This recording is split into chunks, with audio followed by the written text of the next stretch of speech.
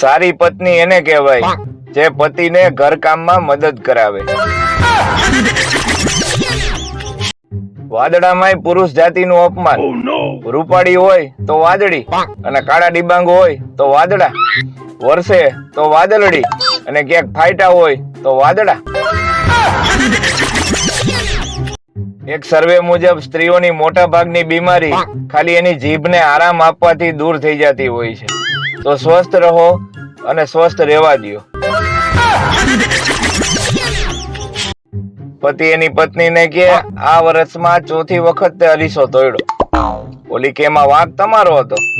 ઓલો કે વાંક એમાં મારો કેવી રીતે? વેલણના ઘા તો તું કરસ.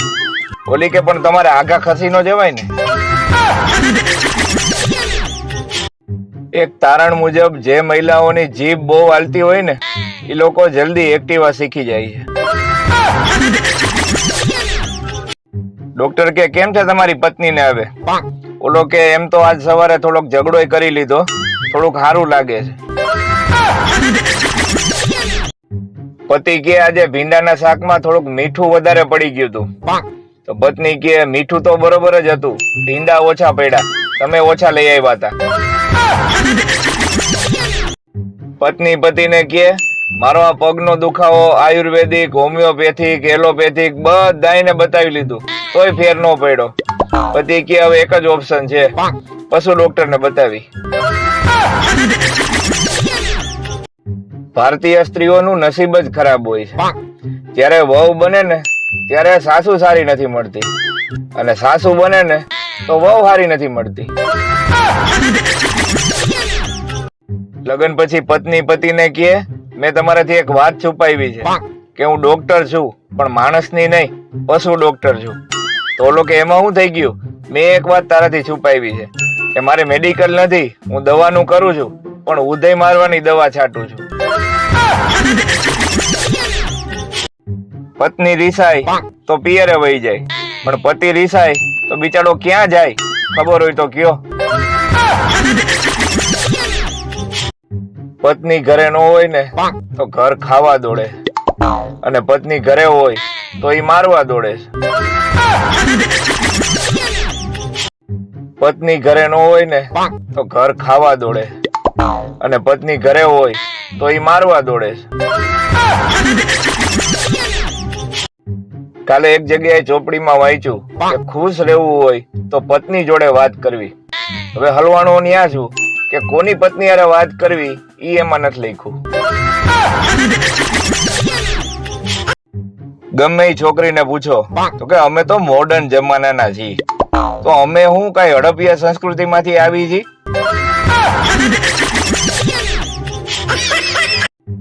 મારા મલકના મેના રાણી જરા ધીમા ધીમા હાલો રે, પણ મેના રાણી ધીમા નહીં હાલે, એને પેટમાં ગડબડ છે અને ઇમરજન્સી છે.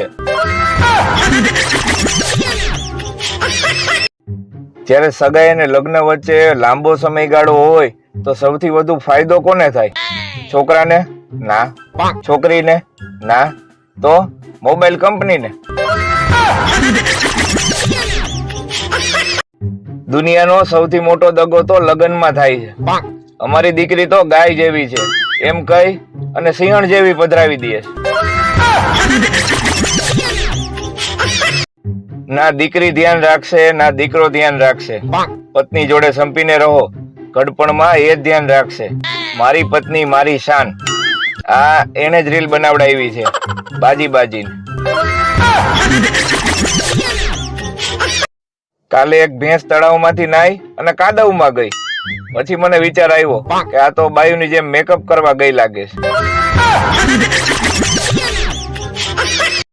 જો પત્નીથી ખુશ ન હોય તો ગઈઢા જલ્દી થઈ જાય છે અને જો પત્નીથી ખુશ હોય તો મોટા ને જાડિયા જલ્દી થઈ જાય છે.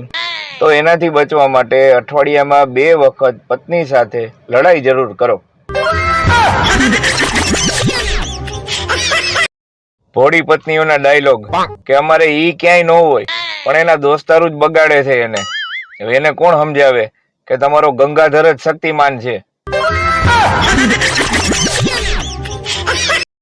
લગ્ન એટલા માટે કરવા જોઈએ કે જેથી ખબર પડે કે લગ્ન શા માટે ન કરવા જોઈએ. મારી પત્ની મારી બધી જ વાતો માને છે અને એમાંય પાછું એક પણ જાતની માથાકૂટ કે દલીલ વગર. એવું મને કાલે સપનું આવ્યું. ઇતિહાસ સાક્ષી છે મિત્રો, 99% છોકરીઓએ લાઈફમાં પેલો પીઝા પોતાના પૈસાનો નહીં ખાધો હોય. કોઈ પણ છોકરીને પૂછો કે એલી કેટલી રોટલી ખાસ, તો 2 થી વધારે નહીં કે. પૂછી જોજો. પેલા છોકરીઓ ડરતી હતી કે સાસુ કેવી મળશે, હવે સાસુ ડરે છે કે વહુ કેવી મળશે. લગ્ન કરવા હોય ને તો રાજકોટની છોકરી હારે કરવા. ઈ બપોરે 3 કલાક તો સુઈ જાય એટલે સુઈ જ જાય, એટલે 3 કલાક તો શાંતિ. વાંઢાવને એના લગ્નની ચિંતા નથી હોતી સાહેબ, એની મેઇન ચિંતા હોય છે કે એના છોકરાઓના અભ્યાસમાં મોડું થતું જાય છે. પત્ની મને આજે કે તમે 1 ખાશો કે 2? મેં કીધું રોટલી પરોઠું કે ભાખરી એવી કઈક ચોખવટ તો કર, અહીંયા સાતીના પાટિયા ભીહાઈ જાય છે.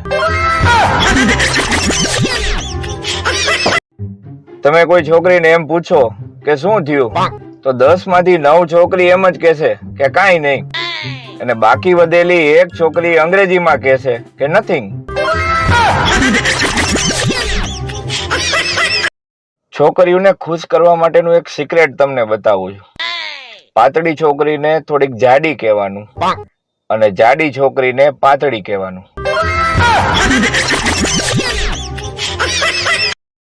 અમુક જોડીઓને જોઈને એવું લાગે છે કે હારું આ 2 ભેગા છે, નકર 2 ઘર બરબાદ થાત. વાંઢાવને એક સૌથી મોટો ફાયદો એ હોય છે કે એના છૂટાછેડા નથી થતા.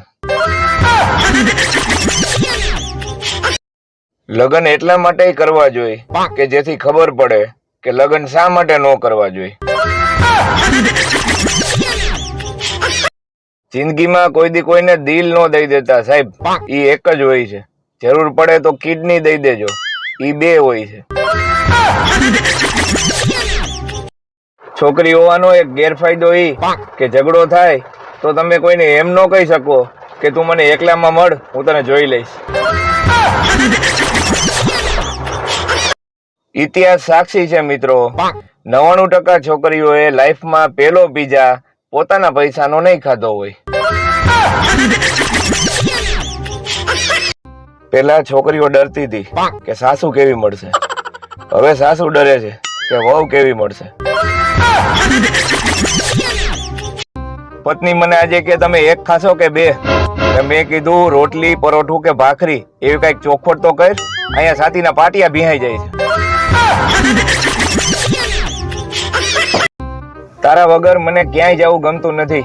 આઈ લવ યુ મારા ચપ્પલ.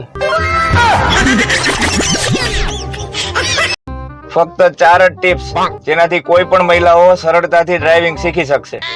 પેલું, જ્યારે પણ ભટકાવાની તૈયારીમાં હોય ત્યારે લીવરની જગ્યાએ બ્રેક મારો. બીજું, ગેર બદલતી વખતે બ્રેકની જગ્યાએ ક્લચ દબાવો. ત્રીજું, જે સાઈડ વળવું હોય એ સાઈડનું જ ઇન્ડિકેટર આપો. ચોથું અને સૌથી મહત્વનું કે મહિલાઓ હંમેશા થાંભલા સાથે અથડાય છે, તો થાંભલાનું ખાસ ધ્યાન રાખો. ધન્યવાદ. બાપા કે છોકરી વાળા આવે છે, મોટી મોટી વાત કરજે. છોકરી વાળા આવ્યા. ઓલો કે બાપા ચાવી લાવો તો, અમે ટ્રેન તડકે પડી છે, ઘરમાં પાર્ક કરી દઉં. પતિ પત્ની બંનેએ સંસ્કૃત બોલતા શીખી લેવું જોઈએ, એટલે ઝઘડો થાય ને તો બાજુવાળાને એમ લાગે કે કઈક પૂજા હાલતી લાગે છે. લગ્નનો લાડવો ખાવાથી માણસ નથી પસ્તાતો સાહેબ, પસ્તાવો તો ત્યારે થાય છે ત્યારે એ બજારમાં કાજુ કતરી જોવે છે. ડોક્ટર બાયુના પગનો દુખાવો એટલે નથી મટાડી શકતા કારણ કે એને 12 માસ પગ દુખે, પણ ખાલી દાંડિયા રસ રમતી વખતે જ નથી દુખતા. પતિ પત્ની 2 એક થાળીમાં જમતા હોય તો એવું નહીં માની લેવાનું 2 વચ્ચે બહુ પ્રેમ છે. તો વાસણ ઓછા ધોવા પડે ને એટલે ઓલી ભેગી જમી લે છે. એક સર્વે અનુસાર 40% પુરુષો પત્નીથી પરેશાન છે અને બાકીના 60% પુરુષોએ તો પત્નીના ડરથી સર્વેમાં ભાગ જ નથી લીધો. નાની હાઈટવાળી છોકરીઓને એક બહુ મોટો ફાયદો હોય. 25 વર્ષની હોવા છતાં મહેમાન રૂપિયા દઈને જાય કે બેટા કુરકુરે લઈ લેજે.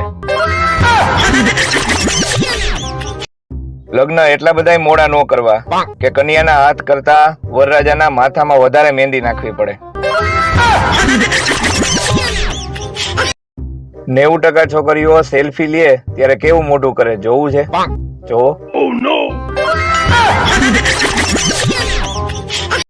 પતિ પત્નીને કે પિયરમાં તારું હુલામણું નામ શું હતું? ઓલી કે ગુડી. પતિ કે કેવા ભોળા છે મારા સાસરિયા, ગુંડી ને ગુડી કેતા. બોલો. એક ભાઈ એક બાબા પાસે સલાહ લેવા ગયો કે બાબા લગ્ન કરાય કે નહીં? બાબા કે તારાથી સુખ સહન ન થતું હોય તો કરાય.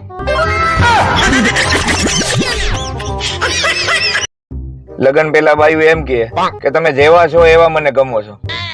લગ્ન પછી એમ કે કોના જેવા થયા છો? ક્યાં ભટકાઈ ગઈ હું આને?